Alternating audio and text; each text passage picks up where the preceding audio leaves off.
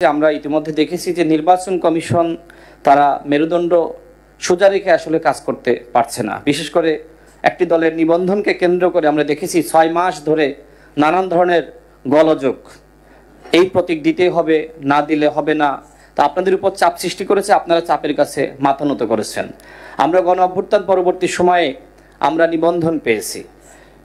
আমরা ফ্যাসিবাদের আমলে নাগরিক ঐক্য এখানে আছে, গণ অধিকার পরিষদ, গণমাধ্যমে আপনারাও দেখেছেন যে কয়েকটি দল নিবন্ধন পাওয়ার ক্ষেত্রে এগিয়েছিল।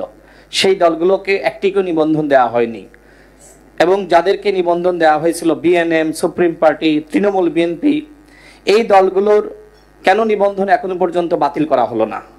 শেখ হাসিনার আমলে ডিজিএফআই যাদেরকে নিবন্ধন দিয়েছে এবং যারা আসলে শুধুমাত্র 24-এর ডামি ইলেকশন করার জন্য নিবন্ধন যাদেরকে দেওয়া হয়েছে, সেই দলগুলোর সাথে কোনোভাবেই নির্বাচন কমিশন সংলাপে বসতে পারে না। আমরা মনে করি এটা গণ অভ্যুত্থানের চেতনার বিপরীত। এই বিষয়গুলো আপনাদের আমরা দৃষ্টি আকর্ষণ করছি।